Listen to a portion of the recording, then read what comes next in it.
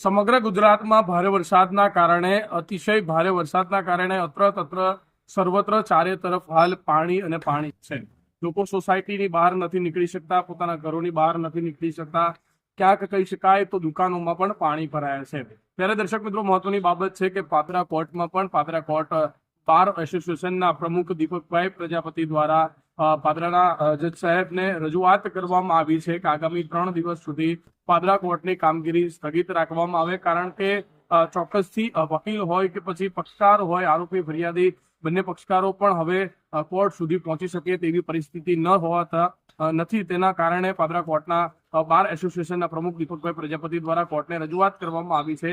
એક ઠરાવ પણ પસાર કરવામાં આવ્યો છે કે આગામી 3 દિવસ પાદરા કોર્ટનું કામ જે છે એ સ્થગિત રાખવામાં આવે. ત્યારે હાલ જે છે પાદરા કોર્ટ 3 દિવસ સુધી કામગીરી સ્થગિત રહેશે, કારણ કે હાલ પરિસ્થિતિ જોતા